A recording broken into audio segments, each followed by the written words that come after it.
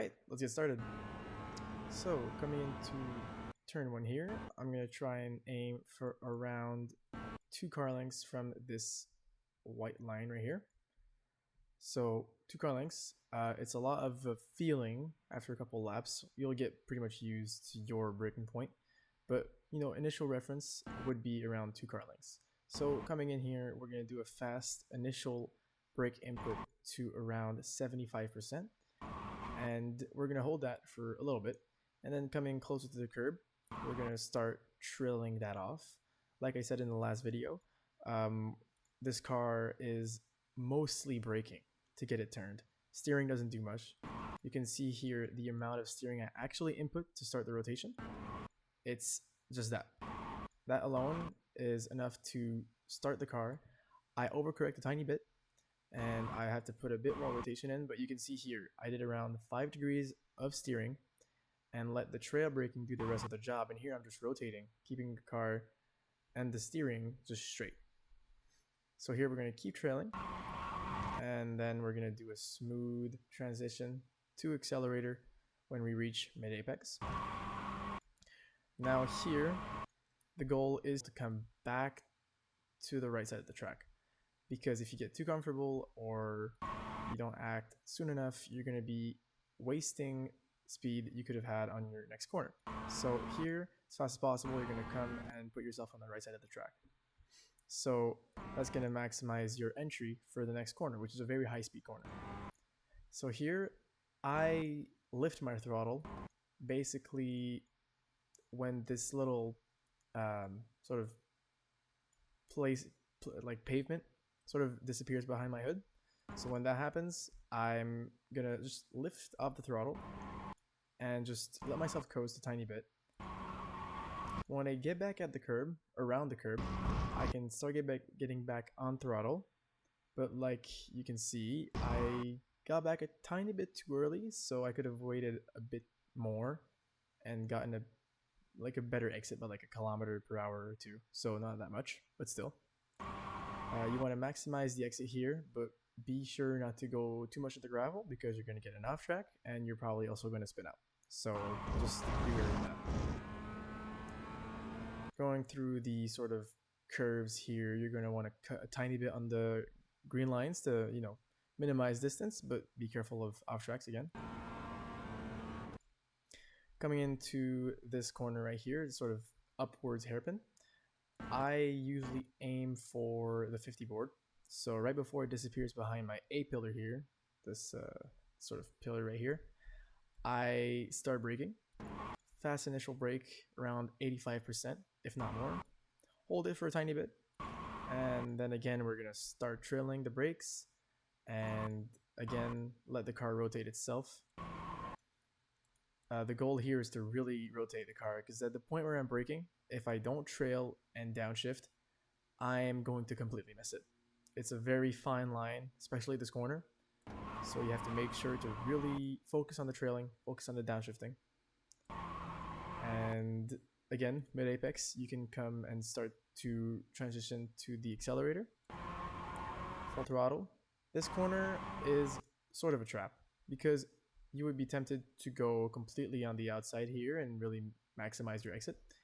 But that's actually too much distance traveled, in my opinion.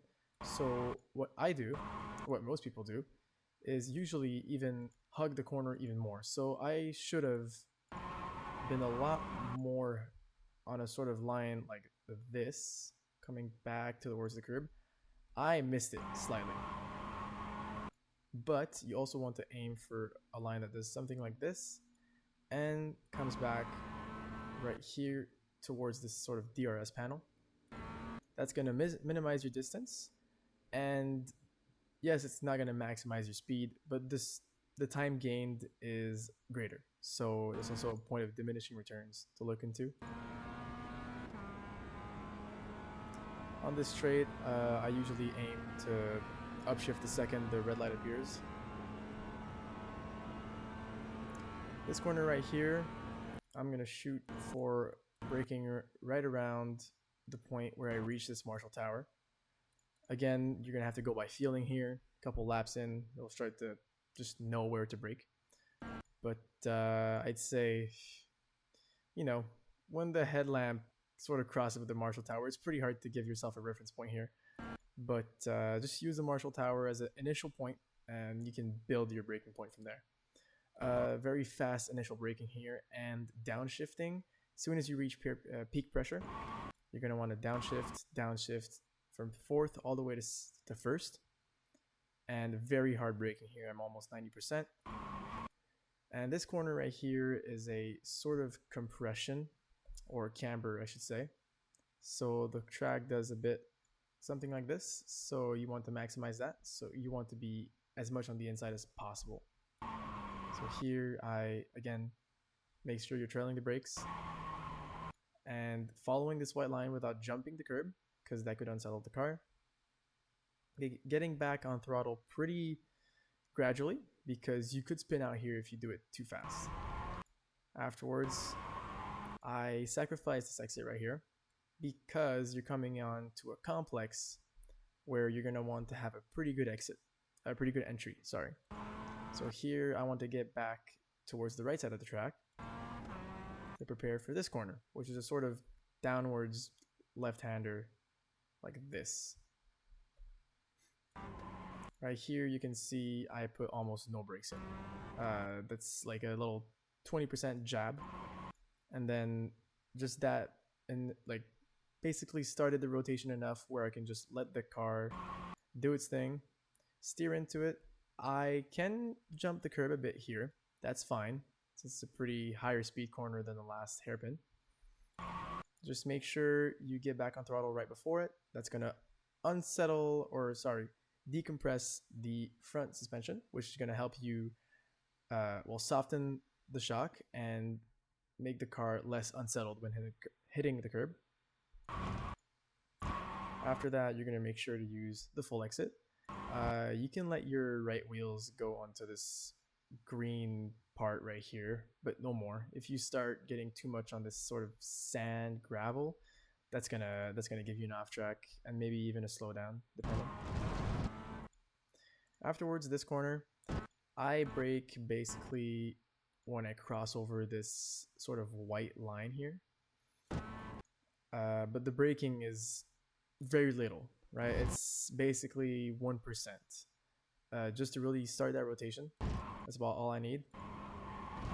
The car sort of just turns in itself. To be honest, you could trail here.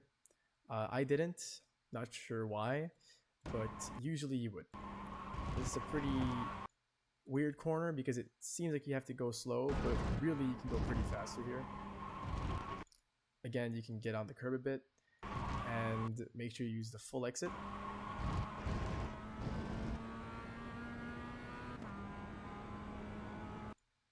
Afterwards, coming into this corner, you're going to want to make sure to sort of brake. I'd say in my mind, it's like if there was a 30 board, it'd be the 30 board. So just say in between the Marshall Tower and 50, like around here. You brake pretty hard, around 70%, pretty aggressively.